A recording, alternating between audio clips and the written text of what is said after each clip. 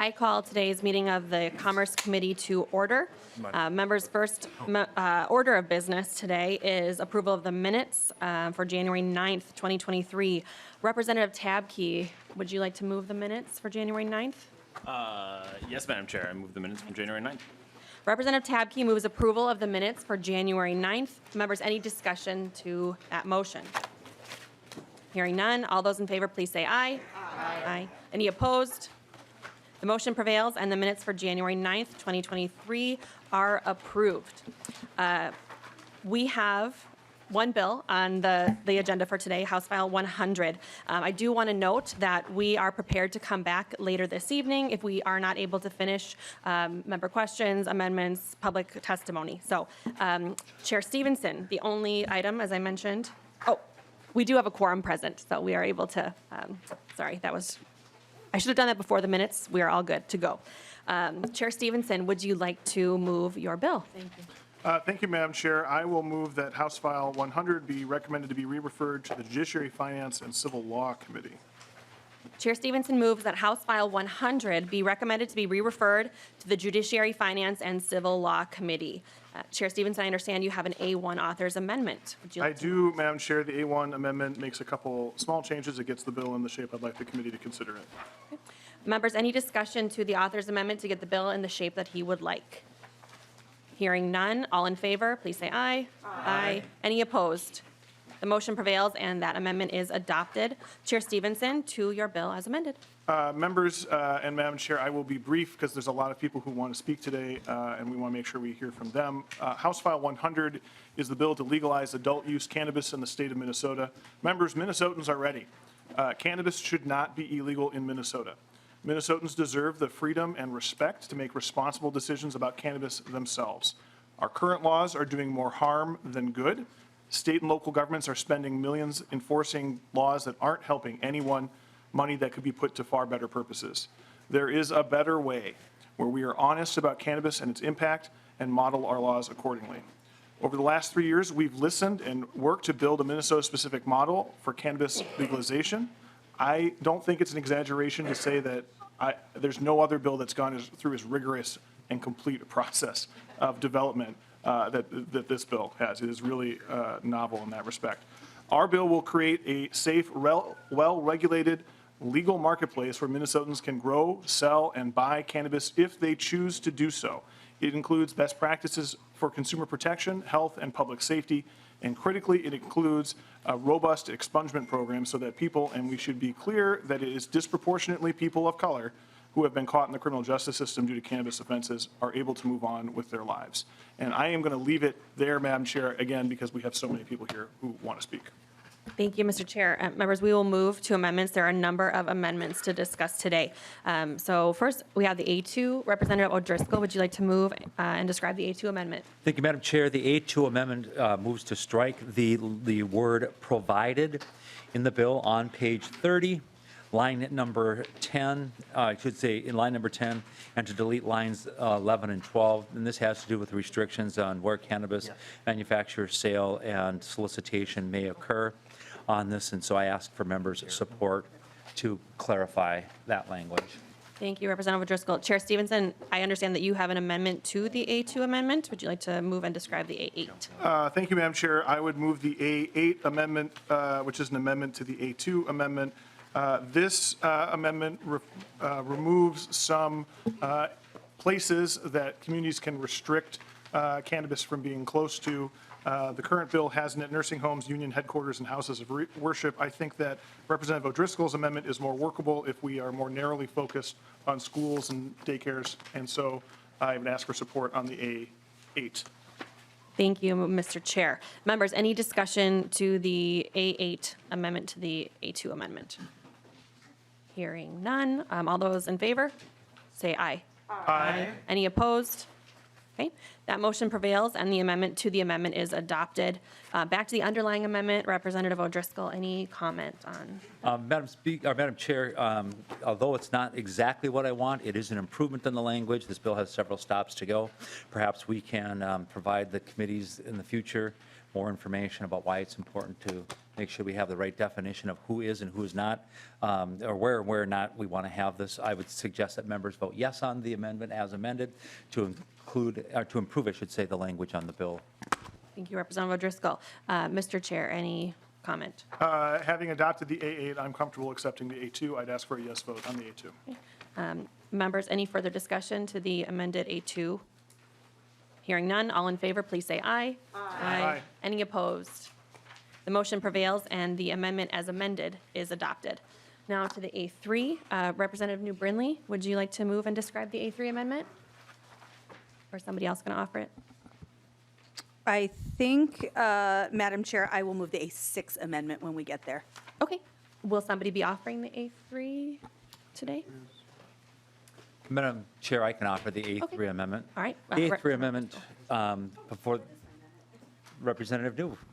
Representative New Brindley. I moved the amendment for you, Representative New, so the runway is clear. Thank you very much. For some reason, I had, different amendment. I do have the A3 amendment. I'd like to move that. Thank you, Madam Chair. All right. Would you like to describe the A3? I would. Thank you. The A3 amendment simply puts a warning label on packaging for use of marijuana with, particularly with pregnant women. There is, the language that I put in the amendment comes from both the CDC and the Minnesota Department of Health. CDC is actually, doesn't have a ton of information, but the Department of Health here in Minnesota has pretty extensive language available on the concerns of marijuana for pregnant women. And I just would like to read one thing from what the department put out. It says, marijuana is one of the most commonly used addictive drugs after tobacco and alcohol. Marijuana use during and after pregnancy is increasing nationwide, and legalization may give people a false sense of safety. And we want to make sure that that is not the case in pregnant women. Thank you, Representative New Brindley. Chair Stephenson, any comments? Thank you, Madam Chair. Representative New Brindley, I appreciate the concern about, pregnant people and pregnant women and all of this. I think it's an important issue that you raise.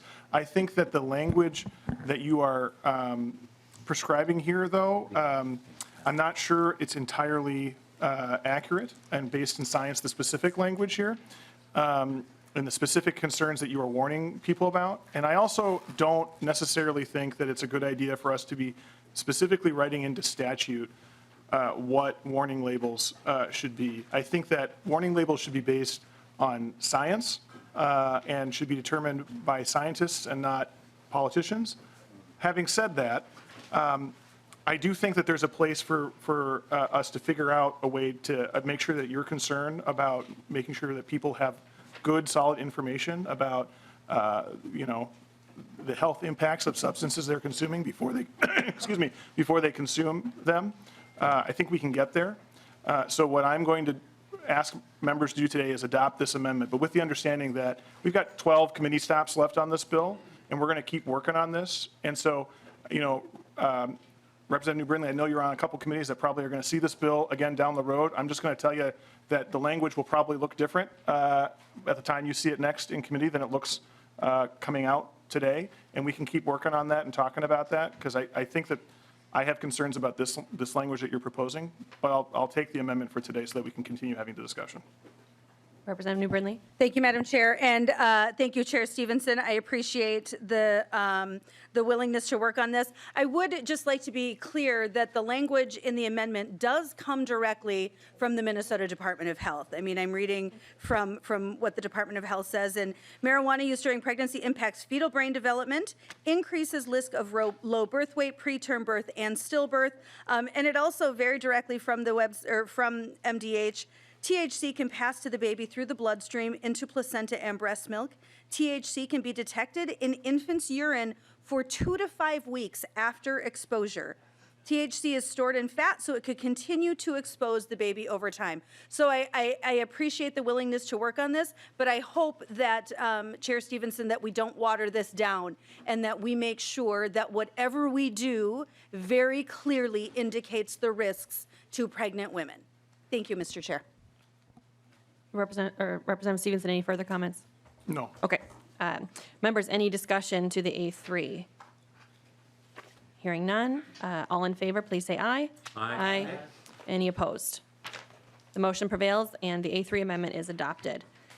I have the A4. Representative Perryman, you like to move and describe the A4 amendment? Yes, Madam Chair, I'd like to move Amendment A4.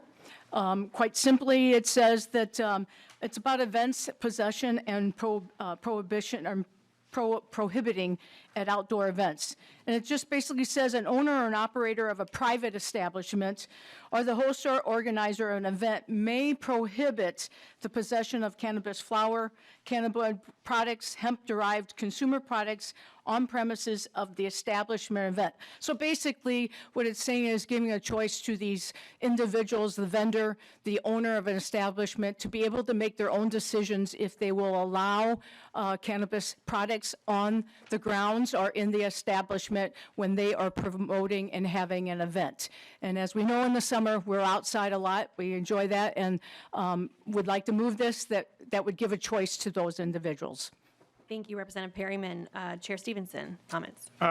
Madam Chair, members, I'm going to ask members to not accept this amendment this time, to vote it down at this time. I think we can possibly continue to discuss this, but I don't think there's anything in law that would prohibit from private owners of property from, controlling their premises as they see fit. I'm not sure that this is necessary. I also do want to stress for the committee's information, just to be clear, and this isn't directly to Representative Perryman's amendment, but it's important to note that the bill does not change the operation of the Indoor Clean Air Act in any way, shape, or form. I know that it's a concern that comes up when people are thinking about this particular issue, and it's not what you raised in your amendment, but it seemed like a good time to remind people that the Indoor Clean Air Act is not impacted by this.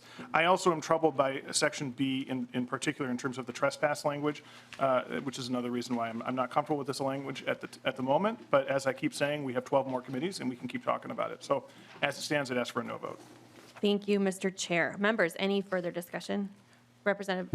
I'll go to Representative Perryman.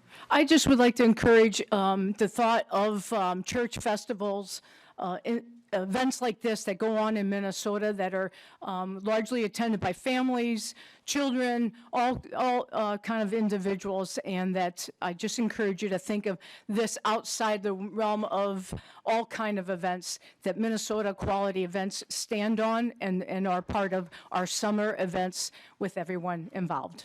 Representative New Brindley?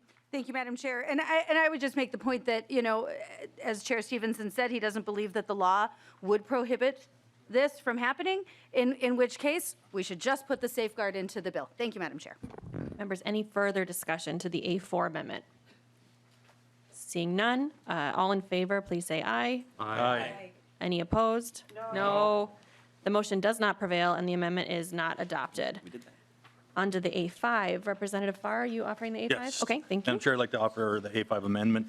Madam Chair, this amendment simply states that no Minnesota chartered financial institution, a bank, credit union, trust company, bank and trust, or savings bank shall be required or compelled to do business with a cannabis business. The complexity of compliance here, I think, is the issue for some banks, and so I don't believe that they should be compelled. And again, this simply says that they're not required to. Representative Stephenson. Thank you, Madam Chair. Representative Farr. I don't think they are required to under this bill or any existing laws. That's step one. Step two is actually, to the contrary, federal law presents an obstacle to financial institutions engaging with cannabis businesses. And I mention that in particular because the consistent feedback I hear from financial institutions, as chair of this committee and otherwise, is that they would like that federal law to change so that they can do business with cannabis businesses. Just within the last week, I had multiple bankers come to me and say, would you help us twist the arms of our U.S. senators to make it a priority to pass the federal legislation, which I think has passed the House on multiple occasions, to allow banks the ability to work with cannabis businesses. So I don't think this is necessary, and frankly, what I'm hearing from banks is they want to be able to work with cannabis businesses. So I would ask for a no vote on this one. Representative O'Driscoll. And I would encourage a yes vote on the FAR amendment for the following reasons. If we go back to the original genesis of this is still an illegal substance. An illegal substance under federal law. states have been able to move forward on their own volition to legalize and to bend the federal law.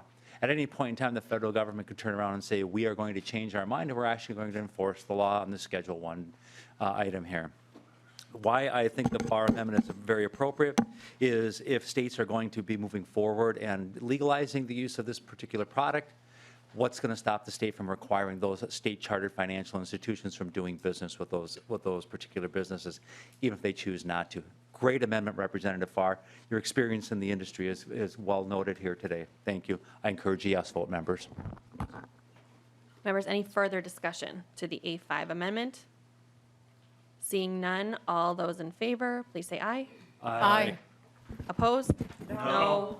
The motion does not prevail, and the amendment is not adopted.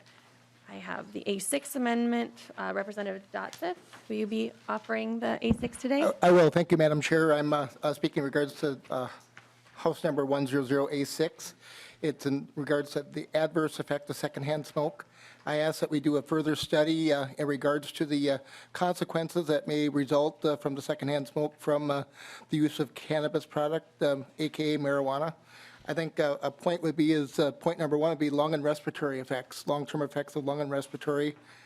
I think point number two would be looking at the toxins. I think if we look back at the tobacco industry, the levels of toxins that were in tobacco was found to be much higher in marijuana.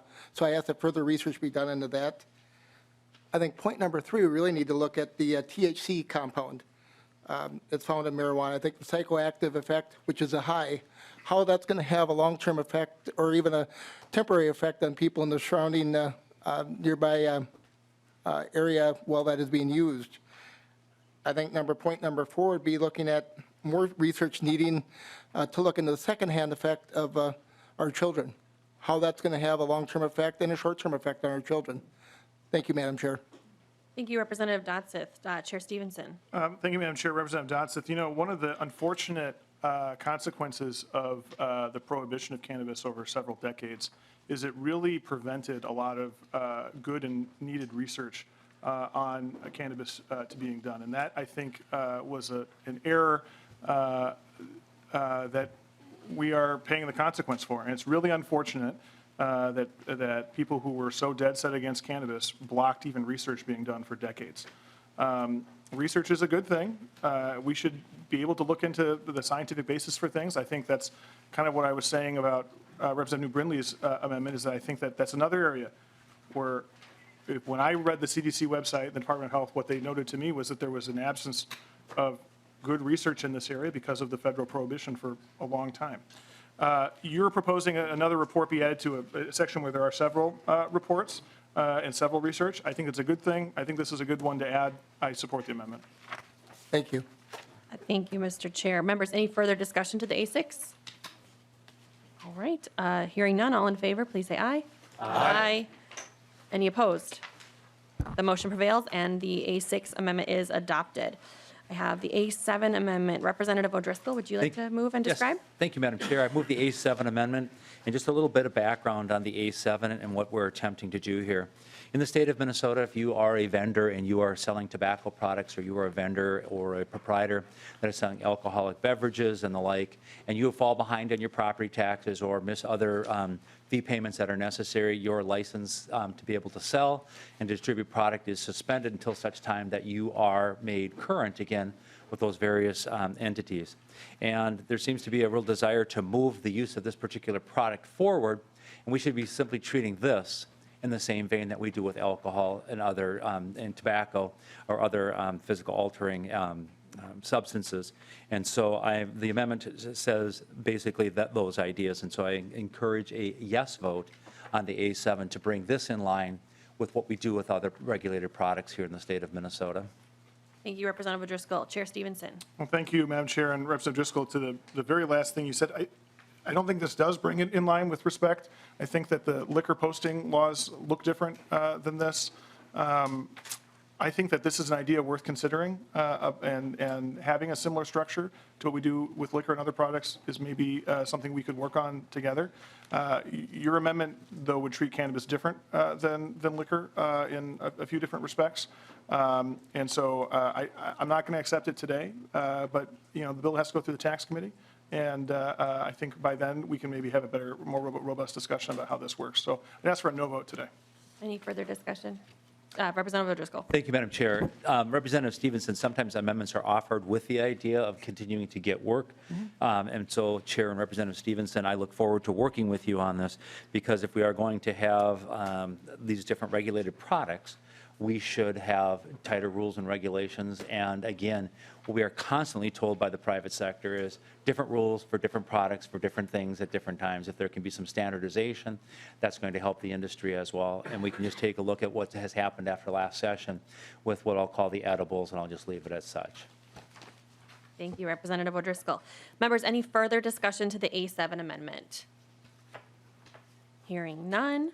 All in favor, please say aye. Aye. All opposed, say no. No. The motion does not prevail, and the amendment is not adopted. Finally, members, we have the A9 amendment. Representative O'Driscoll, will you be moving the, Representative Dowd. Madam Chair, I was in trouble last time when I tried to move an amendment with those minds. Thank you, Representative O'Driscoll. Representative Dowd. Thank you, Madam Chair and members. This, as I read through the bill, it was somewhat concerning to me that local units of government really didn't have any say in what was going to happen. That is inconsistent with the way that we handle other products in the state of Minnesota, namely alcohol and tobacco. This amendment would have local units of government issuing licenses to businesses that were going to participate in this new industry in the state of Minnesota, and give them some say, and reasonable say. I think this is probably not as far as I would go had I drafted this personally myself. But I think this is a very reasonable amendment that gives, it basically handles this product the same as it would by having a local unit of government issue a license to a tobacco retailer or a alcohol retailer in the state of Minnesota. So, and I would invite any comments from the author of the bill on his thoughts on how that interaction should happen, because I think it is something where I noticed a little bit of a hole in the bill. So appreciate that, and I'd ask for a yes vote on the amendment. Thank you, Representative Dowd. Chair Stephenson, I'll go to you. Well, thank you, Madam Chair. Representative Dowd. I think that there's an ongoing conversation that needs to happen about the interplay between state and local government on this issue, and I'll start by saying that I'm happy to continue to talk to you about that and work on that. And other members have raised that as an issue. I think that I think Tim O'Driscoll said really great just a minute ago that standardization and having a consistency across the marketplace is valued by business. And what we don't want is a patchwork of different rules in different parts of the state. So I worry that the amendment that you've drafted here takes us too far in the direction of a patchwork and moves us away from that standardized approach that we want across the entire state. So I'm not willing to accept it today, but I'm happy to keep talking and working on it, because I do think that there's some balance to be had here. What we don't want are communities entirely opting out of this at this stage. That's not an outcome that we want, and what we don't want is entirely different regulatory regimes between different parts of the state. I've said many times that we aren't copy pasting from any other state, but we are learning from both the successes and the failures that have occurred in other states that attempted legalization. And I would point in particular to California, where there's wildly different rates of taxation between different jurisdictions that has resulted in really bad outcomes. So that's an example where if we go too far down the local side, we end up in trouble. So bottom line is, I don't think that this amendment improves the balance of the bill, but it's an area where I'm open to further discussion. Representative Dowd. Thank you, Madam Chair, and I appreciate that from the bill author. This is an area that I do think needs some work. Obviously, it sounds like you're encouraging members not to vote for this amendment today, but we'll commit to continuing to work on it. I think of what you said about some consistency and not having a patchwork. I can't help but think that we allow a city to say that a company can't sell flavored tobacco, but they will not have the ability to say that someone cannot sell marijuana in their city. So what I'm looking for is a little consistency. And while I'm not always the strongest voice for local control, today I am. And I think this is this is an opportunity for you know, I don't think cities should be saying that we can't sell flavored tobacco in a particular city. I think the state should be making that decision. But in this case, this brings it consistent with alcohol and tobacco. And a city does get, this doesn't say a city can't, and maybe nonpartisan staff that wrote this can clarify if I'm saying something out of turn. This amendment doesn't say that a city can't sell it or that they can say that retailers can't sell it. It just sets up some reasonable, you know, by them having a licensing process, it sets up some reason, them to have some, you know, hours, it's defined in the amendment, but days of the week, hours, those sorts of things, places in their city where it could be sold. But this doesn't say that a city, you know, this amendment stops short of removing the language on line 30.4, which is a local unit of government may not prohibit the establishment or operation of a cannabis business licensed under this chapter. So the businesses can still operate. This just lets a city or county put some reasonable restrictions on. And I think that makes sense. We do it for tobacco, we do it for alcohol. I think we should be doing it for this too. So I think it is a reasonable thing. I would like to continue to work, very sincerely like to continue to work with you on this as this bill moves along. So again, I'd encourage a yes vote. Representative New Brindley. Thank you, Madam Chair. And frankly, Leader Doubt, I wish actually the amendment had gone a little bit further and had allowed municipalities to say, no, this isn't a good fit for our community. You know, I implore you to think about examples. You know, my mom grew up in a really tiny town in southwest Minnesota. At its heyday, it was 600 people. I think it's down to about 300 people in population. It's a tiny little town. But what keeps that town alive today is a charter school. And that town is completely built at this point around a school. And it would be perfectly reasonable for that town to say, you know what?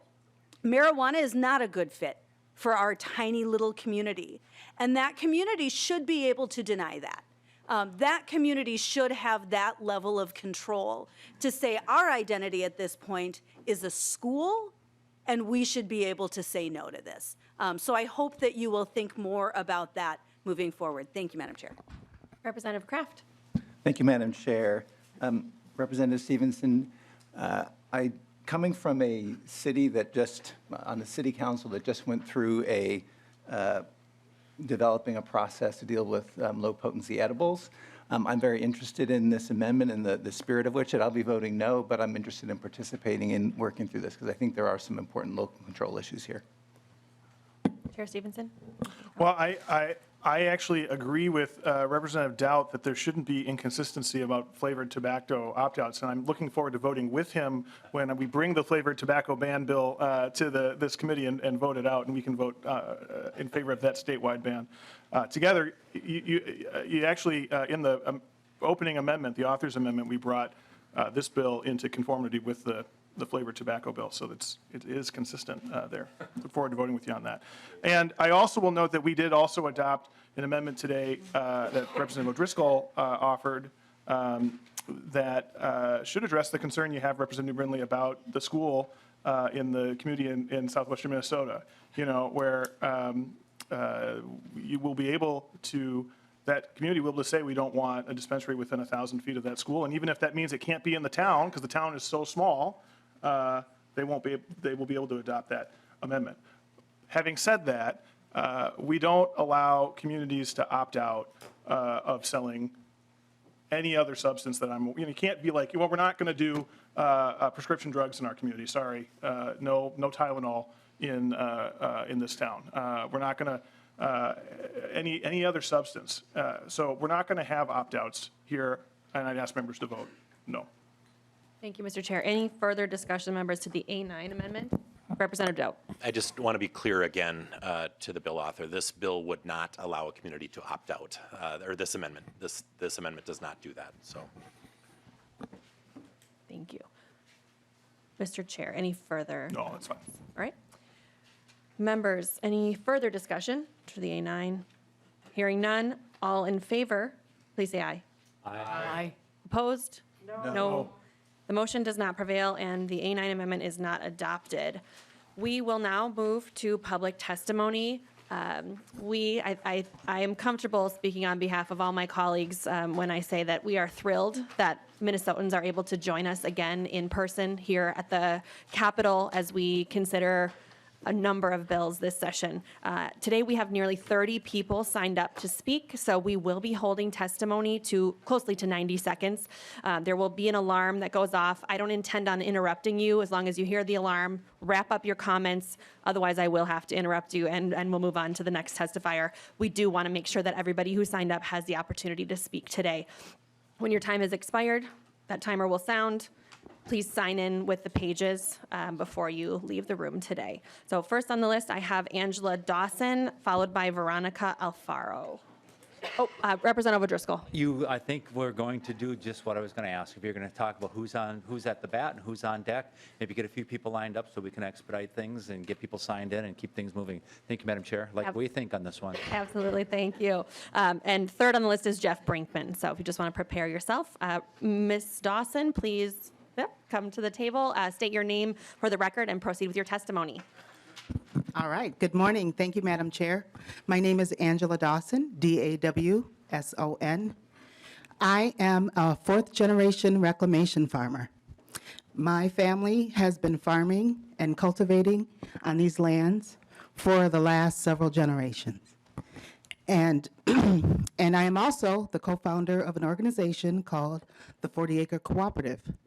The 40 Acre Cooperative is working to create equity within the agricultural system here in Minnesota. I have been working with the 40 Acre Cooperative specifically to support marginalized farmers. That includes Black, Indigenous, and rural farmers. I am also a rural farmer in Pine County, Minnesota, where we have the same poverty statistics as Hennepin County. We have been able to leverage, so far, hemp and cannabis as an opportunity to equalize the playing field for historically marginalized farmers and for rural communities. I have hired more than 20 people over the last 2 years in the hemp business in Pine County and created jobs just on my own accord.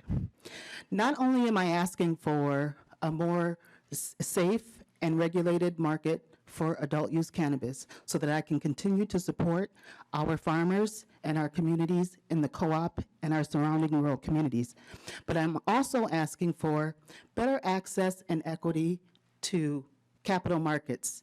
As Representative... You heard the timer, I apologize. Thank you. Thank you. Next up, we have Veronica Alfaro, Jeff Brinkman, and Nathan Ratner is the third on the list.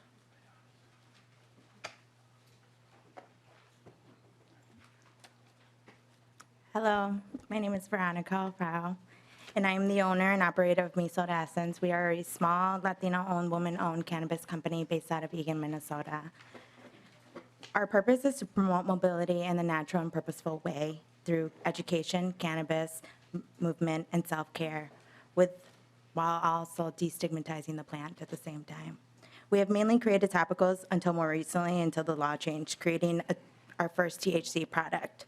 Using my grandma's recipe, we create little Mexican sugar walnut cookies. Entering the edible market really helped our business. We currently use a shared space, commercial kitchen, to be able to create safe, consumable products for the general public. Not having the option to operate out of a shared space would really impede on our business and create a huge barrier of entrance, leaving it open for bigger companies with more resources and access to capital to come in and take over, repeating what has happened in other states. Let's avoid that by creating a path for small businesses like myself, that are trying to serve our community by creating avenues to participate and not be left out, including access to opportunity of mentorship and financial support in small business owners like myself in this space. This past year, I really spent my time putting myself out there and seeing what type of opportunities were for small business owners. And I found that there's tons of grants and different opportunities and mentorships, but not for people in the cannabis space. So for myself, leaving us out of that game. So I thank you for allowing me to testify, and I appreciate that you guys consider that when you guys are going through your stuff. So thank you. Jeff Brinkman, you can introduce yourself and proceed with your testimony. Nathan Ratner, Patrick McClellan are following. Jeff Brinkman, last name Brinkmen. Members of the committee, I appreciate the opportunity to speak today briefly regarding the legalization of marijuana and cannabis. I own a Superior Cannabis company with my partner, Tom Cotter, who's a nationally renowned regenerative and organic farmer, and we grow hemp. We're looking to go into the marijuana industry as soon as possible, and I had a whole sheet here, but I really want to cut it short. My intent here is really to ask you to really analyze these bills and give small business an opportunity to enter the market with low barriers. Everything we have right now is self-funded. So as we go through this process, we can't afford to start up 2 and 3 times and reformulate 2 and 3 times. We want this done in an equitable way, in a fair manner, and focused on small business and small farms. So if you could keep that in mind as this bill is written, we'd appreciate it, and I really appreciate the time today. Thank you, Mr. Brinkman. Nathan Ratner, followed by Patrick McClellan, and then Marcus Harkis. Please introduce yourself for the record and proceed with your testimony. Nathan Ratner, R-A-T-N-E-R. Good afternoon, Ms. Chair, members of the committee. Thank you for inviting me here to testify today. My name is Nathan Ratner. I am the co-founder and vice president of The Great Rise. We're a 501c3 organization here in Minnesota focused on cannabis policy research and public education. Our goal is to ensure social and economic equity for everyone in our state within the adult use cannabis industry in our state. Minnesota is the 3rd most prosperous state in the country, but we have the 3rd worst racial wealth gap, worse than the state of Mississippi, which is 4th. At the same time, 47 of the 50 poorest counties in our state are in greater Minnesota. The Minnesota cannabis economy is estimated to grow to more than $1 billion in revenue within the first 5 years and can be a catalyst to advance equity across our state. I challenge you today to create the most equitable cannabis policy in the country. Currently, it's New York. So I challenge you to beat New York, just like we're going to do this weekend. They, within the text of their bill, they commit to a goal of awarding 50% of all cannabis industry licenses to social equity and social and economic equity applicants. Let's, as a state, commit to 60% of all licenses. We have the chance to be the first state to do a majority of licenses and lead the country. Thank you. Thank you, Mr. Ratner. School. Patrick McClellan, please introduce yourself and proceed with your testimony. Great, thank you.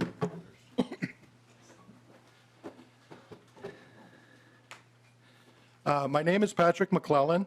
I was part of the small group of patients that lobbied for the original medical cannabis law. This bill, in its current state, will take away medical cannabis for children with seizures and people like myself. I preface this statement assuming you will fix that. I believe it's very important not to over-regulate the separation between adult use and medical cannabis. We don't need a separate building. We need a separate entrance, but we don't need a separate grow facilities. We don't need separate buildings because all this cost will be passed straight down to the patients. Walmart and Walgreens both sell to the general public and have a separate checkout for prescriptions, a partition for speaking with the pharmacist. It needs to be just that simple, or the costs are going to be passed straight back down to the patients. I believe the manufacturers lied to the legislature and the patients about lowering prices once flower was added to the program.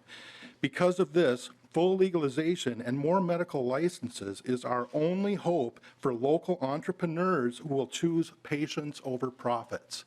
Thank you very much. Thank you, Mr. McClellan. Marcus Harkis, you are up next. Tom Evanstad and Calandra Revering is on deck. So please introduce yourself and proceed with your testimony. Good morning. My name is Marcus Harkis. I'm the former director of Minnesota NORML, the Campaign for Full Legalization. I'm on the board at the Cannabis College. I'm the Community Relations Manager for Unifor Holistics, a Minnesota cannabis company. And I've been a cannabis consumer for the past 24 years. I'd just like to preface the rest of my remarks by saying that prohibition is the problem, not cannabis. The question is not if you think people should consume cannabis, because 700,000 Minnesotans already do, but if you think we should be criminalized for it. So I'm here to speak in favor of full legalization, and I generally like House File 100. It has a lot of good things in it, but I still believe that it's prohibition light, so I'd encourage you all and the committees ahead of us to improve it. You know, I'm not satisfied with the current form because prohibition light, it perpetuates criminalization. It legalizes, but still leaves a lot of opportunity to criminalize people. And it seems as if people with criminal records may suffer discrimination from participating in the legal market, you know, in employment and ownership opportunities, and I'm opposed to that. I'm really here to represent people that are not in the room, people like my friend Justin, who has 9 years of professional experience in the Colorado and Michigan markets, but because of his criminal market, may not be able to come home. I'm here to represent my friend Mason Alt, who started the company that I work with now. We have 40 employees. A lot of that grew since the low-dose edibles expanded, and we are poised to hire hundreds of people, you know, if full legalization comes. But he might not be able to participate in that market because he has a felony for possession.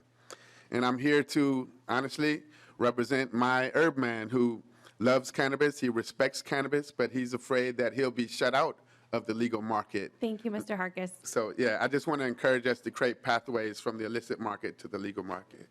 Thank you for your testimony. Thank you. Tom Evanstad, next Calandra Revering, and followed by Dr. George Real Muto. Good afternoon, Madam Chair, Chair Stephenson. My name is Tom Evanstad, Evenstad, and I testify today in support of the bill.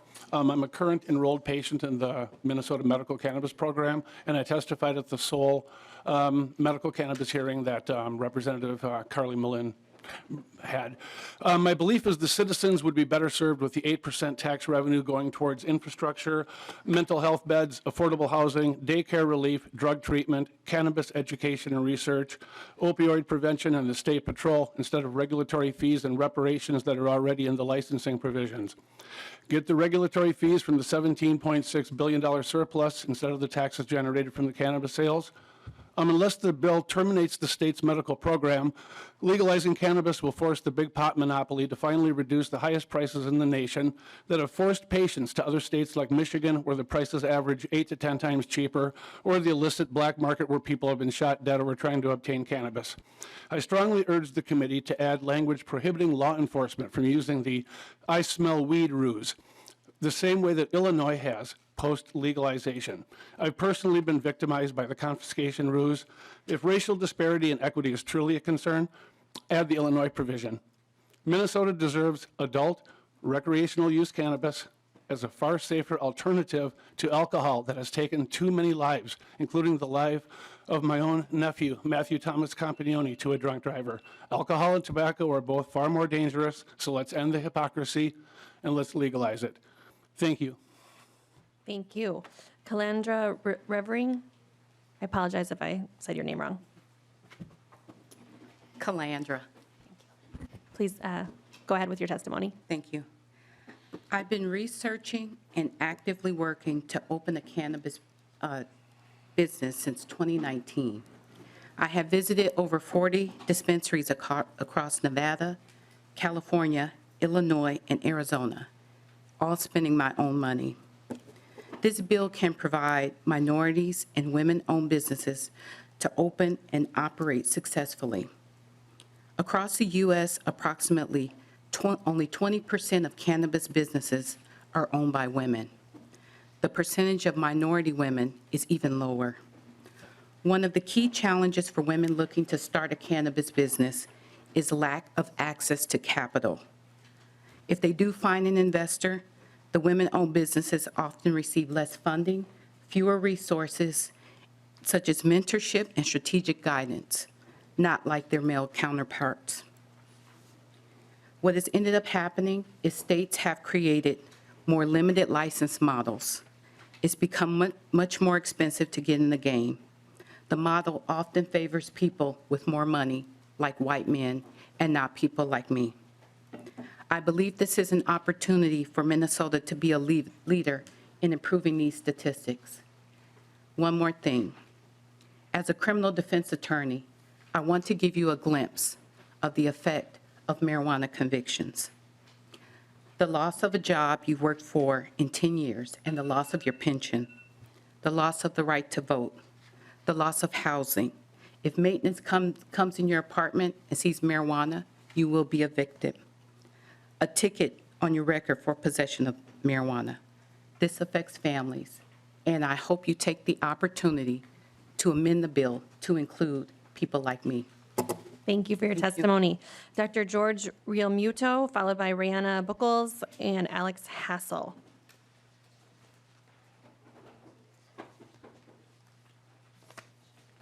Please introduce yourself and proceed with your testimony. I'm Dr. George Realmuto. I'm a child psychiatrist, and I'm here mostly as a parent. Madam Chair, representatives of the committee, I'm a retired child and adolescent psychiatrist and professor emeritus of psychiatry at the University of Minnesota. I'm a parent, scientist, researcher, and clinician. Know that by using evidence-based knowledge to make decisions, I will do the right thing for my patients, my family, and myself. My daughter Kathleen, friends called her Kat, died 3 years ago at the age of 37, leaving our 6-year-old granddaughter without a mother. Kat was an acclaimed dancer, painter, sculptor, and staunch gopher.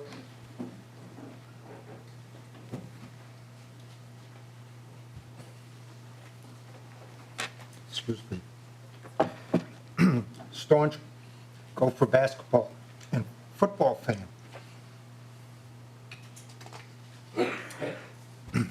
This is a picture of her daughter, Giada, named after this chef, Giada De Laurentiis, as Kat was also a creative and generous cook. The story of her demise started in high school, where she began to smoke cannabis. There was little support for treatment at that point, and Kat made several decisions in her life that made it clear she was not going to give it up. She also began to abuse stimulants, which is what people who are addicted to cannabis do when they get things done. She also became very interpersonally irritable, especially having difficulty maintaining relationships because of her irritability. It is well-known part of cannabis use that the calming brain substance of GABA, the GABA neurotransmitter, is depressed. and Dr. it's Realmuto, I'm stimulating- going to have to ask you to wrap up. Yeah, right. I'm so sorry for your loss. Thank you for sharing your story with us. We have to change the law so it's not available to anyone under 25, because that is the neurodevelopmental step at which the brain is completely developed. Thank you. Parents will be coming back looking at you to understand why you allowed this to happen to their family. Sorry for your loss. Rihanna Buchholz, followed by Alex Hassel and Scott Neal.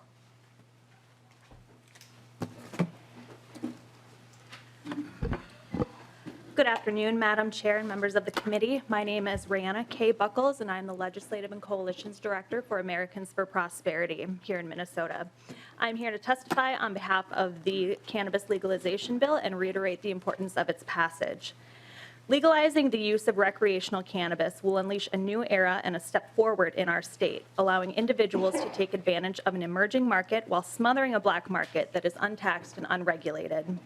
There are many aspects that we are pleased to see come to fruition, such as criminal justice provisions related to expungement and the flexibility with the allocation of generated revenue.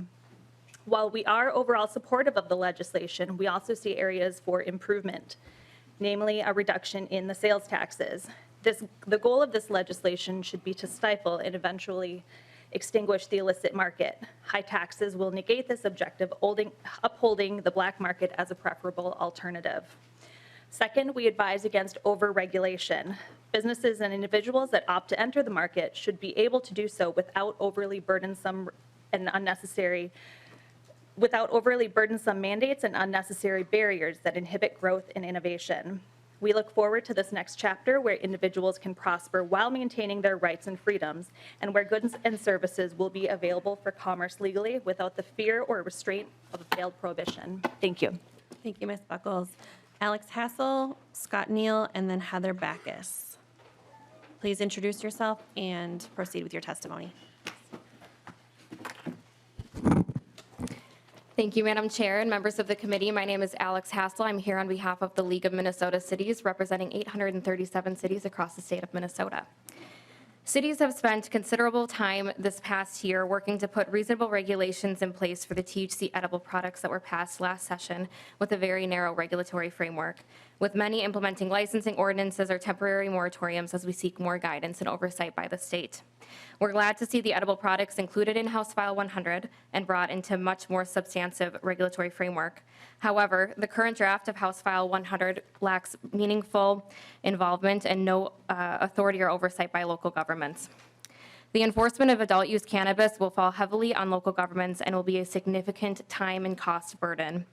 The regulatory structure must recognize this through a partnership between the state and cities. Specifically, cities must maintain the authority to license the existing cannabinoid retailers and future adult use cannabis retailers, including the ability to opt out of authorizing the sale of the products within their jurisdictions. As we know, local communities will embrace these products at varying degrees. We do appreciate the discussion on the amendment offered regarding local licensing and hope to continue that conversation as well. There are other portions of this article that we would like to discuss and are happy to continue working with you on, including cannabis event licenses, on-site consumption of the products, and other public safety concerns. We greatly appreciate the opportunity to work with you, Chair Stephenson, and members of the committee to build a regulatory framework that allows the cities and the state to work together in the management of these products. Thank you. Thank you. Scott Neal? Thank you, Madam Chair. My name is Scott Neal. I'm the city manager of Edina, and I'm here to affirm a lot of what you just heard from the League of Minnesota Cities. I'm here on behalf of the League of Minnesota Cities. My particular city council has not taken a position on the larger question of legalization, but we have taken a position that I think will be fairly common among many city governments, local governments in the state, and that is around local licensing. Local licensing gives us in the city, in the local government business, in the city business, an opportunity to know who we're doing business with, who's doing business in our community. It also gives us the key ingredient we need for law enforcement and regulatory control. When there's going to be a problem, and there will be a problem with a retailer at some point in the future, it's just not an option for us at the local level to go point people to St. Paul and say, go talk to state government about this. It will be a local issue, and local control and local enforcement will be demanded by the people that we all work for. So that's key to the way that we work with retailers in the area of alcohol retail sales and tobacco retail sales. We have developed an expertise around background checks, around enforcement checks, and around penalties if there needs to be penalties for poor behavior. So that's something that's very important to us, and we hope that you will consider that as you go forward in your consideration process. Thank you. Thank you, Mr. Neal. Heather Backus with Ryan Hamilton, followed by Dean Rose.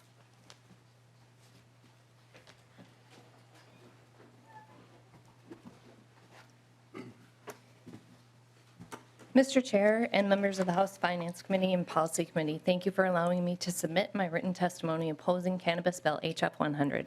I'm Heather Backus, a mother of 4. We lost our only son, Randy, to cannabis-induced psychosis and suicide on July 17, 2021, at just 21 years old. He started smoking cannabis at 15. It was easily accessible and social. He was diagnosed with ADHD in childhood, never had any other issues, but after smoking cannabis was also diagnosed with anxiety and depression. Legalization in other states misled him to believe that it was helpful, and it wasn't. It actually took his life. He went to wilderness therapy, he graduated, he moved to a legal use state, Colorado, and there he obtained his medical marijuana card.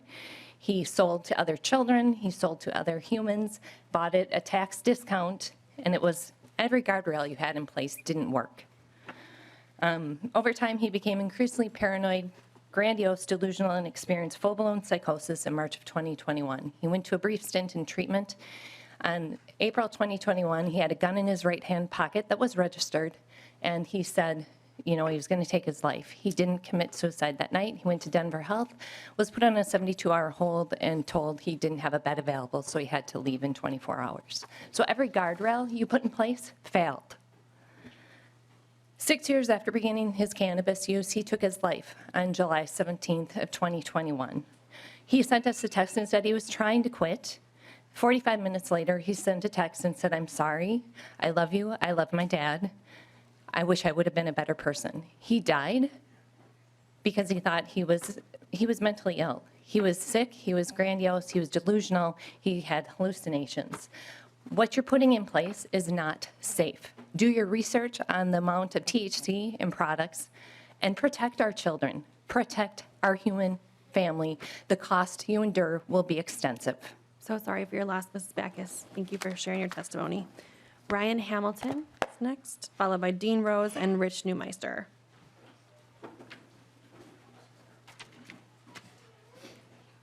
Madam Chair and members of the committee, my name is Ryan Hamilton, Government Relations Associate for the Minnesota Catholic Conference.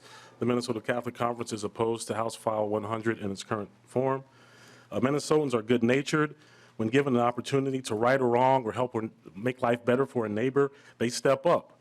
But I encourage anyone who supports legalization out of a sense of justice to look deeper into what this bill really does. Well-meaning Minnesotans will be appalled when they discover that while House File 100 offers redemption to those who were harmed by the war on drugs, it makes that redemption contingent upon the commercialization of a drug that wreaks havoc on the human brain. No amount of regulation can curtail the damage that today's high-potency recreational marijuana will do to Minnesota families and our quality of life. According to a 2020 study, the rates of cannabis use disorder in people ages 12 to 17 grew 25% more in states that legalized recreational marijuana than in those that didn't. If this legislature has any interest in protecting young Minnesotans, it will increase the minimum age limit to 25 and add a THC potency cap to this bill. Minnesotans must ask, who benefits from a bill like House File 100? The only people who have benefited from this style of marijuana legalization are wealthy investors. House File 100, as currently written, plays whack-a-mole with injustice. For every one individual who receives an expungent, countless children, adolescents, and vulnerable adults will suffer from the collateral consequences of commercialized THC and the normalization of drug use. If the push for legalization is really about criminal justice, then the legislature should move the provisions found in Article 4 and 5 as a separate bill. Thank you. Thank you, Mr. Hamilton. Dean Rose, you are up next. Please introduce yourself and proceed with your testimony. Rich Neumeister and Scott Farrell are following. Good afternoon, Madam Chair, members of the committee. My name is Dean Rose. I'm president of Broadway Liquor Outlet. I'm a third-generation liquor retailer doing business in Minneapolis since my grandfather started the business in 1948 and have been serving our committee for over 30 years. Today, I'm here to speak in favor of the many provisions contained in Article 1 of House File 100 on behalf of the Minnesota Licensed Beverage Association, which has been representing on- and off-sale licensed beverage retailers in the state of Minnesota since 1952. The members of the MOBA are appreciative of being included in House File 100, specifically the fixing of language in current law prohibiting retailers from selling low-potency products described in HF 100 in both liquid and other forms. It is my experience and belief that the public assumes these products would be available in our retail stores for purchase. The MLBA takes our role in retailing of controlled substances very seriously. We have been entrusted with the ability to sell alcohol and tobacco to individuals of legal age as dictated by law, and common sense dictates that our members should also be allowed to sell the low-potency products outlined in the proposed legislation. Public safety is the utmost important in this regard, and we believe House File 100 contains important language necessary to regulate the sale and consumption of these products. We appreciate the trust being put in us, and we look forward to working with all of you as this legislation moves through the process. Thank you. Thank you, Mr. Rose, and thanks for sticking to the timeline. Mr. Neumeister, you're next, Scott Farrell, and then John Barty. Madam Chair, members of the committee, my name is Rich Neumeister. Representative Stephenson indicated that this is a comprehensive bill. He's missing one ingredient. I disagree with Mr. Stephenson on that, and that's called transparency. When you're doing a big stew like this, transparency is fundamental and essential for a $500 million industry that this business will be, the cannabis business will be. And I'll say there is none. Let's go right to the point of the bill. Look at 3930. 133930 is basically all the data on all the 13 licensees, those categories, of the cannabis business. They took 1341, which is as legislators know, you take things that are other parts of law. 1341 is the licensing provision for doctors, in general, professional kind of licenses. You don't do that with the marijuana business. So everything is secret except for name and designated address. That is not right. I would like to see owners, partnerships, and investors. Other states have more transparency and accountability than we do. Some of the other things that's important is, the inspection data, the revenue done. I can go on and on. If you want to take a look at least what the data elements that are all going to be not available, over 20 of them, is on line 3110. That is part of the application package. I could go on and on. But if you're going to be serious about having this business, you've got to have transparency and accountability, and I don't see that right now. Madam Chair, members of the committee, thank you for the few moments of your time. And of course, as always, I'm always willing to help. Thank you, Mr. Newmeister. And I've done with many folks over the years. Scott Farrell, followed by John Barty, and then John Houseleden. Hello, my name is Scott Farrell, and I'm the general manager of Down the Valley Record Stores, one of the oldest independent chains operating in the Twin Cities for over 50 years, selling vinyl records, gifts, and age-restricted products since 1972. After the passage of the federal farm bill in 2018, we've been selling low-dose cannabis products legally and responsibly, absent of the horror stories that you see in the media about underage sales and access, motor vehicle accidents, etc. Since August, with the passage of the 5 milligram THC bill, we've exclusively been selling low-dose Minnesota-compliant products in our stores. In fact, after the Minnesota bill was announced last summer, the city of Golden Valley contacted us for help to make sense of the new bill, and I'm proud to say that we worked together with the city council, who had the courage to pass one of the first THC licensing programs in the state, which has been working very well this far. A recent check-in by a member of the Board of Pharmacy in our stores reinforced that positivity, as we're given high praise for the way in which our products were being displayed and sold to our employees, who also educate the consumer during the process. I know that we aren't alone in the state, as we have many exceptional retailers doing the same thing. Ultimately, after reading Bill HF 100, we have serious concerns about the new bill, especially with lumping low-dose hemp-derived cannabis products in with those of full adult use products. We are interested in participating in the adult use market, but the challenges of the new bill regarding the licensing and regulations in all likelihood would make it unrealistic for us to operate under these guidelines as it stands. If a business like ours, for 50 years under our belt, have concerns about doing this well and doing it and getting into the market, who will be able to do it? Thank you. Thank you, Mr. Farrell. John Barty, please introduce yourself. Proceed with your testimony. John Houseleden and Ted Gallaty are following. Hello, my name is John Barty. I am a lobbyist for Uniflora Holistics, a black-owned and woman-owned cannabis company here in Minnesota. I'm here to testify in favor of the bill, but more so to remind you members of the people who we will be counting on to make this industry sustainable and thrive here in Minnesota. It will be the cannabis users, and currently in the bill we have a lot of criminal penalties that will create kind of a gray area for the freedom that users should have. Right now you could go and buy 2 ounces from the dispensary and be arrested for a petty misdemeanor on your way home. We have set a floor that is far too low for criminalization right now in the bill, and we are just looking for you guys to open up this process to the legacy users and industry members who can give you a better idea of what is reasonable to have inside and outside of your home, and what just seems like, a good guess for people who aren't familiar with cannabis. It's like, oh, no one would have more than 23 plants in your home. But I know users who would want more than that because they are older, they live in a rural community, they have circumstances that are unique to them. So we need to make sure that these people are heard from, because they will be the ones who will make this industry what we want it to be, both profitable, equitable, and sustainable here in Minnesota. So I thank you all, and I look forward to continuing talking with you guys. Thank you. Thank you, Mr. Barty. John Houselayden, followed by Ted Gallaty, and then Mason Alt.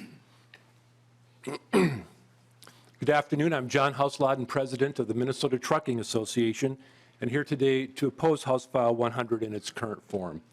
Legalizing recreational cannabis will make our roadways less safe.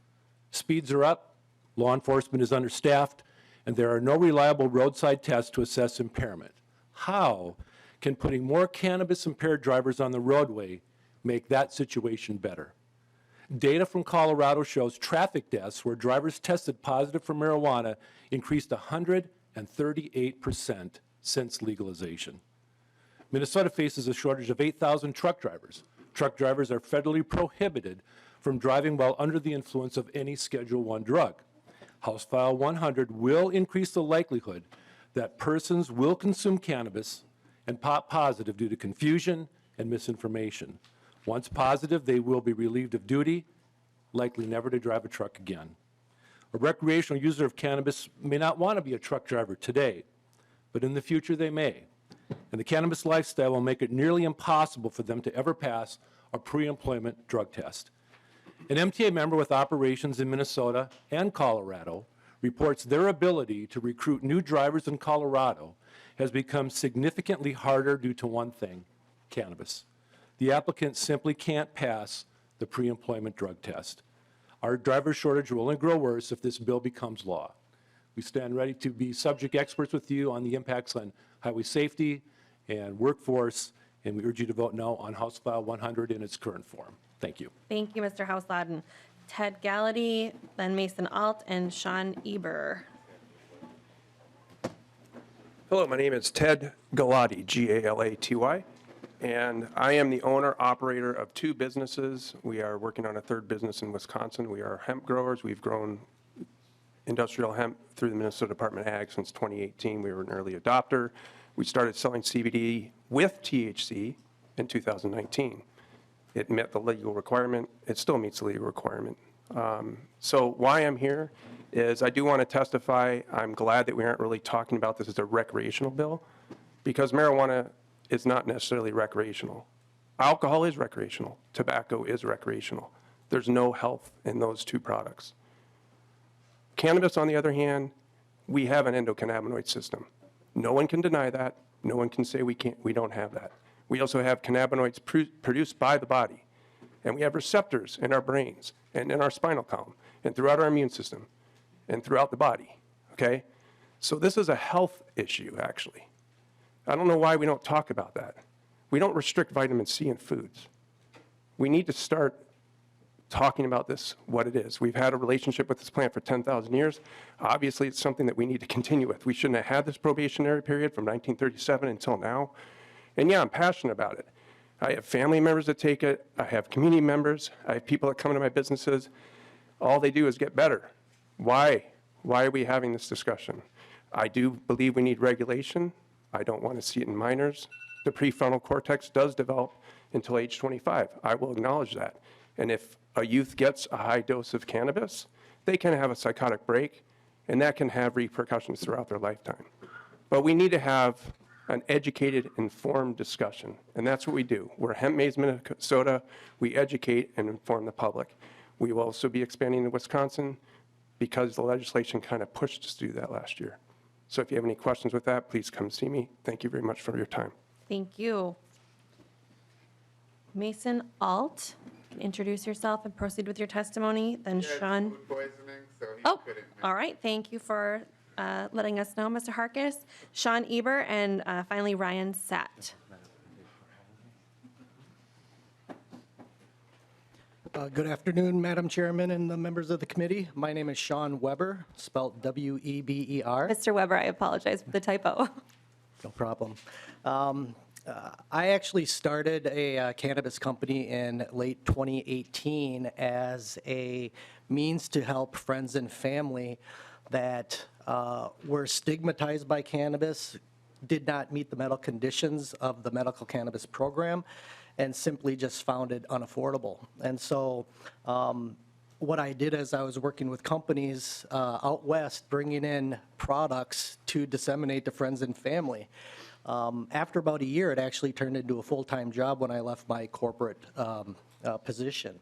What I learned is coming from a small community of 900 in south central Minnesota in a very conservative area, it was well received. And it was well received because of how we were promoting it and offering it to the community. It was an education-based process, and it was, as the previous gentleman testified, the body uses it as a vitamin. And so we were able to overcome a lot of the destigmatization, and we were well received in our very conservative community. Within a year, we were the third largest employer in our community. So with that said, we politely asked the committee to keep this bill fair and equitable. We politely ask that there is still a route for the hemp industry to pursue in an adult use cannabis realm. But more so, when we look at these statistics, we need to be honest with ourselves. We can make numbers say anything we want. Just because there's an increase in individuals testing for cannabis, we need to remember that there's an increase in cannabis users. So overall, I just politely ask this community to be honest with statistics and to keep this bill fair and equitable to all of those involved. Thank you for your time. Thank you, Mr. Weber. Finally, Ryan Satt, please introduce yourself and proceed with your testimony. Hello, my name is Ryan Satt. I'm the founder and CEO of Northwoods Cannabis. Just want to thank everyone for the work on the bill so far.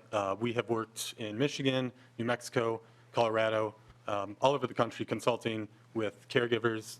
We've worked in the medical industry and then as owners at the commercial scale. We've seen the impact directly of, and that's what I want to stress the most, is the bulk cultivation. Not allowing, because what happens is a company that just has unreasonable amounts of money comes in and goes into a city that allows cannabis, and they say you can grow unlimited plants, and that basically puts any small cultivators, hoping to be in the business out of the running. So it goes a long ways to make the industry what it should be and give people a fair chance. I appreciate everything that everyone's doing, and also on the tracking side. I've worked with, so I wrote software as a software engineer while I've been working in the cannabis industry as well. That integrates fully with Metric and BioTrack. I've worked with both, and am happy to consult or work with the committee at all in deciding which direction to go, and then if Minnesota has interest in going beyond the tracking that those systems offer, that's what I do as well. But again, just thank you for your time, and we look forward to working with everyone in this industry. So, thanks. Thank you, Mr. Satt. Yeah. And thank you to everyone who testified today. We will now move to member discussion and questions. Members, any discussion? Representative New Brindley. Thank you, Madam Chair. Unfortunately, I'm not quite ready, but this number is good enough. I would just say, Representative Stephenson, I appreciate your willingness to take a couple of the amendments today, Chair Stephenson, and I hope that that is an indication of the fact that you understand that this bill still does need work and that it's not ready.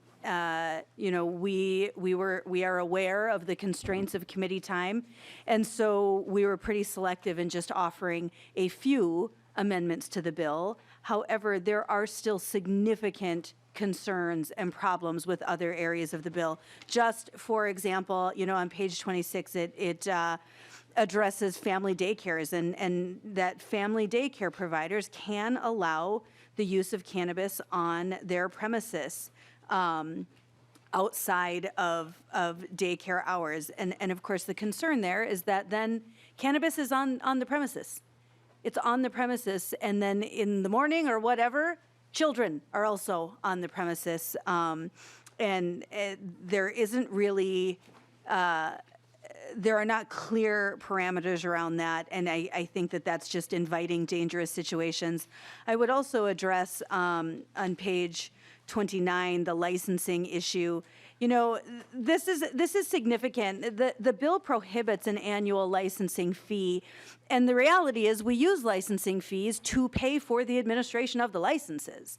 And instead, there are massive general fund appropriations in this bill. I was quickly adding up all of the appropriations, and I'm at over 43 million in general fund appropriations, most of that ongoing in the tails, without even getting through all of the different departments. I'm not even through all the appropriations yet.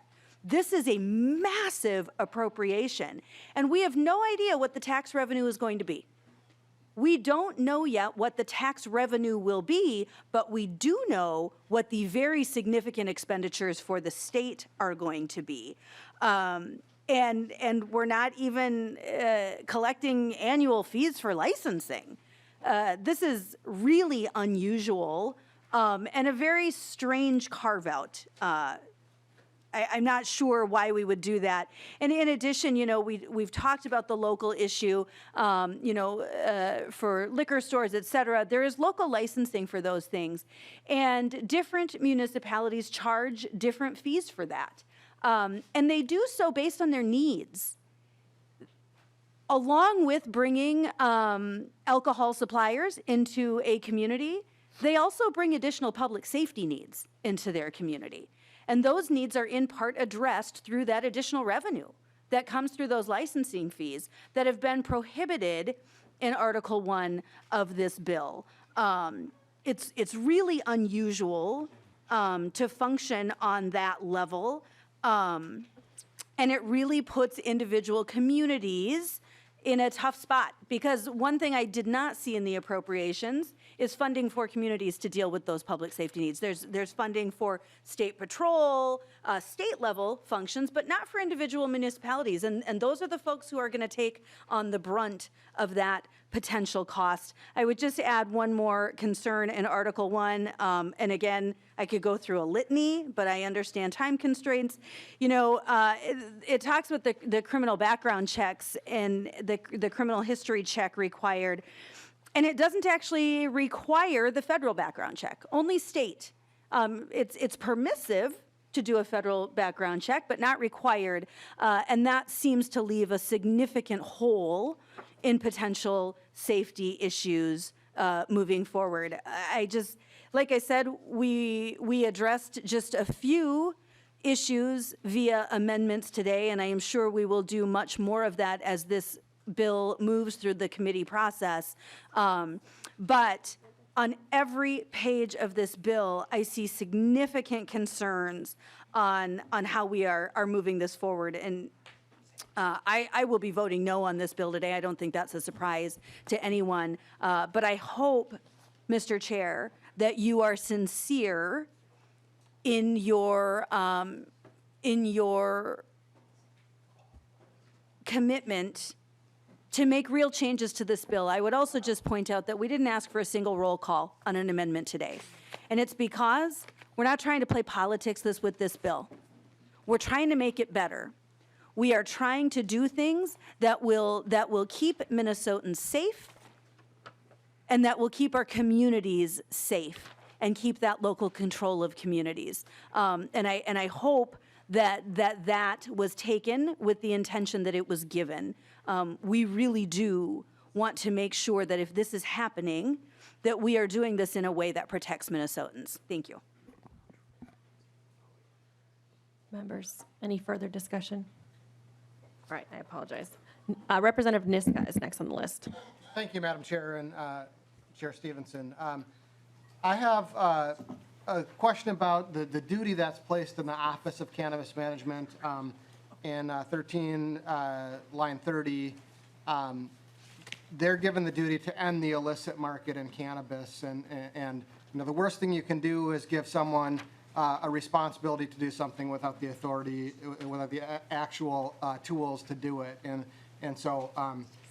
The worst thing we can have here is the worst of both worlds, where we take on all the costs and public safety and health costs of increased use of cannabis without actually ending the illicit cannabis market. So what are the tools that the Office of Cannabis Management has to actually end the illicit cannabis market under this bill. I see unmarked vehicles, but I don't see anything about law enforcement officers. I don't see anything about, I mean, is the office going to have armed employees in order to, deal with situations in which there is a potential for or a need for law enforcement in a way that might, in other situations, we obviously, arm law enforcement officers that we send into situations like that. So are we really giving the Office of Cannabis Management the tools and the ability to do this obligation that we are giving them, where they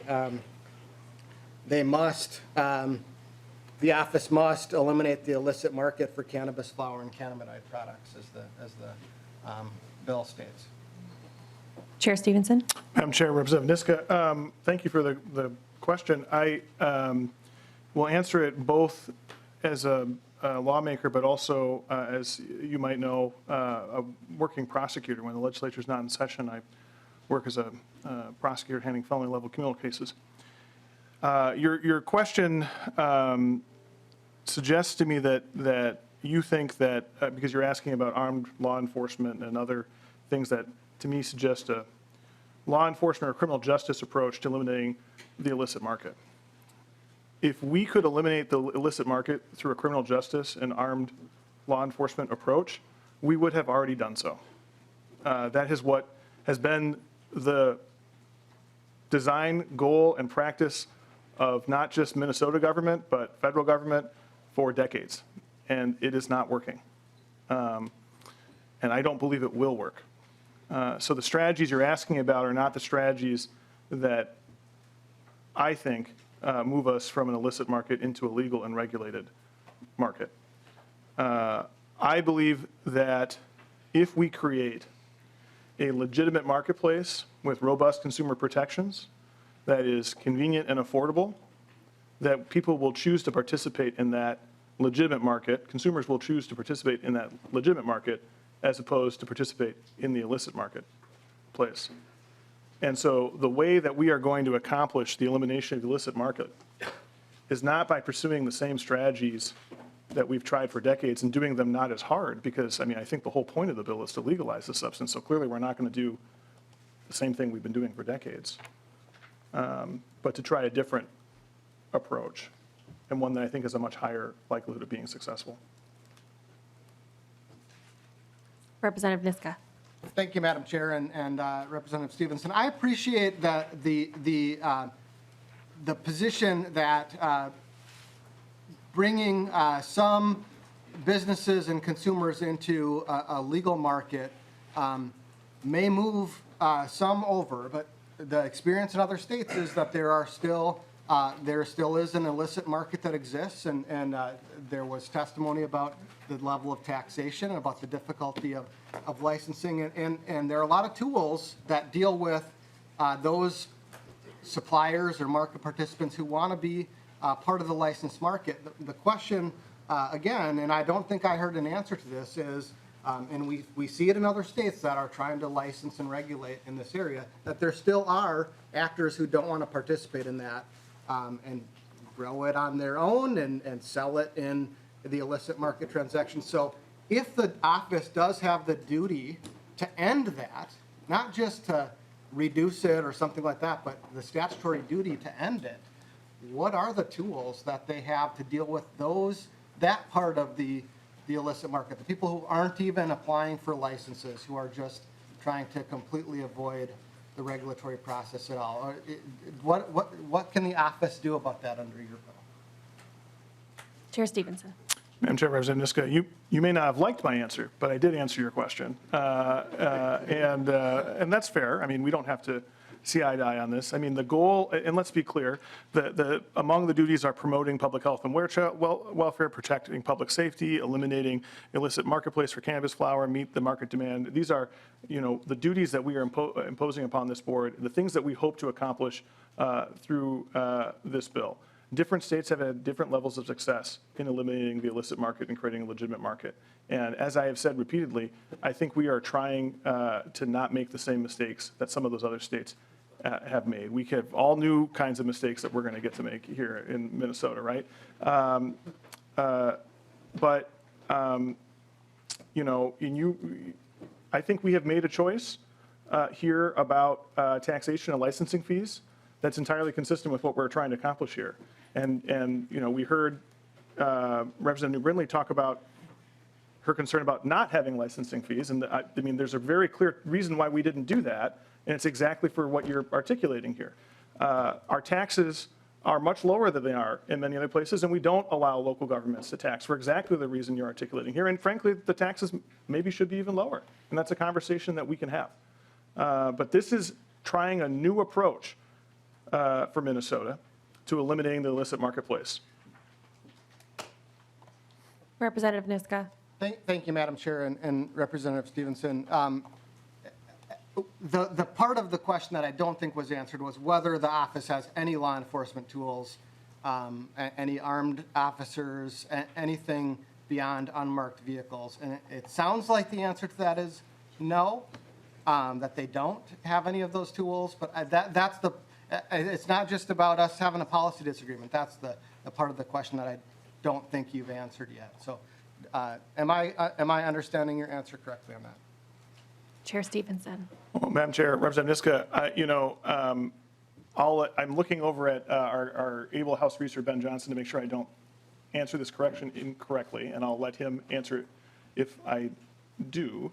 I think that I'm not sure that we're creating new law enforcement agencies within the Office of Cannabis Management.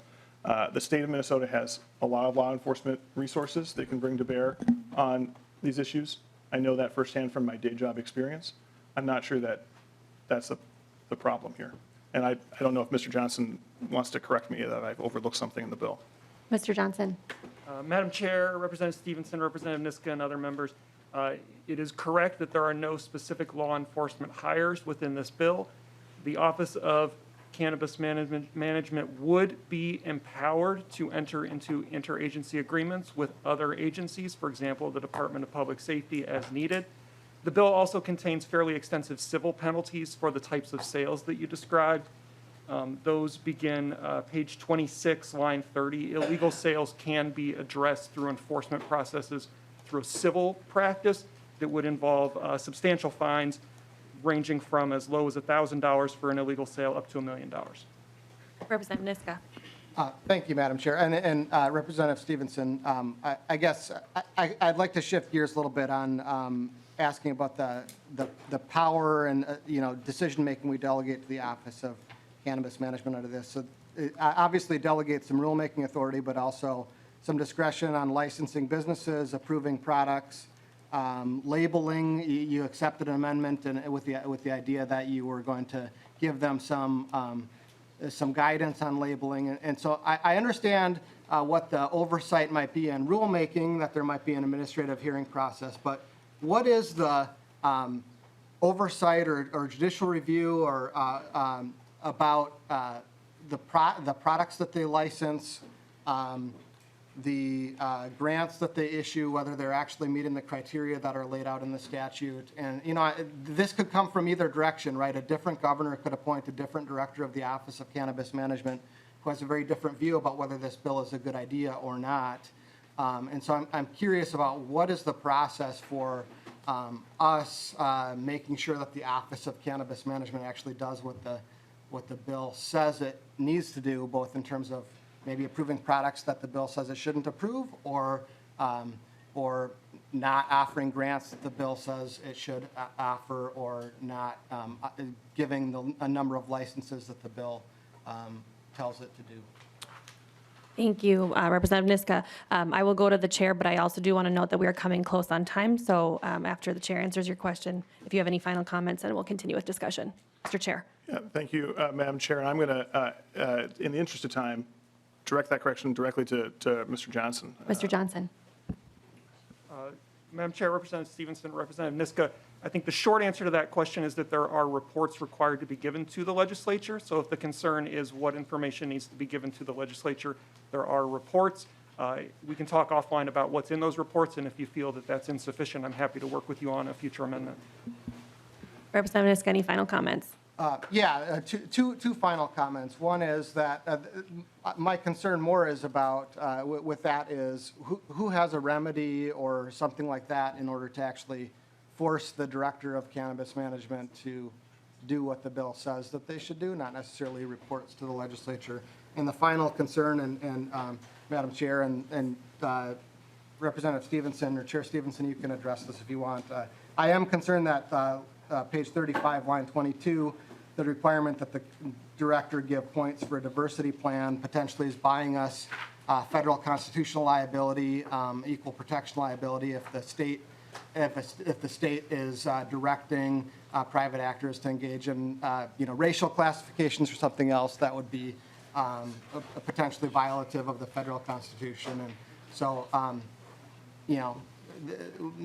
agree or disagree with Supreme Court precedent on this, it may be a situation where we're putting the state on the hook for attorney's fees in a Section 1983 action. So that's an additional thing I wanted to raise with this committee as well. Members, any further discussion on HF 100 as amended? I will give the minority lead final comment before asking Chair Stephenson to wrap up. Thank you, members, and Madam Chair. I hold in my hand House File 100. It is back-to-back copied. The bill itself is 250 pages in length, and the repealers are about another 50 pages in length. This bill consists over 300 printed pages of information. It has 9 articles in it. For those of you who aren't familiar with the legislative process, an article is covering different aspects or different parts of the law or different parts of the subject matter. This committee only has jurisdiction over Article number 1. We offered 6 or 7 amendments today to try to clean up the one article today. As you saw from testimony, you heard from the discussion with the bill author and with others, Article 1 is less than perfect and it needs work. There are 8 other articles in here that will have to go through committees that I tend to believe need a lot of work on here. To the bill author and the chair of the committee, on behalf of the people of the state of Minnesota, I ask you to work diligently to not put us in harm's way, forgetting some things that are very important to Minnesotans if this becomes law, to protect the people based on what we talked about today as you go through the committee stops with the other 8 articles in this bill. Other states haven't gotten it right. I hope Minnesota can get it right. It's your job. The ball's in your court, Mr. Chair, as the bill author. Thank you, Madam Chair. Thank you, Representative Driscoll. And Chair Stephenson, you can have final comments. Thank you, Madam Chair, members of the committee. I'm going to be very brief because of the time and just say that I appreciate the discussion today. I appreciate the chance to continue working on this bill. I appreciate the comments made by Leo Driscoll, particularly showing the public just how much work we've already done on this bill and how thoughtful and comprehensive we've already been. But that doesn't mean that the work is done, and we'll continue to work throughout several additional committee stops. So I would renew my motion. All right. Chair Stephenson renews his motion that House File 100 as amended be recommended to be re-referred to the Judiciary, Finance, and Civil Law Committee. All those in favor, please say aye. Aye. Those opposed, say nay. Nay. The motion prevails. House File 100 as amended is recommended to be re-referred to the Judiciary, Finance, and Civil Law Committee, and the committee is adjourned.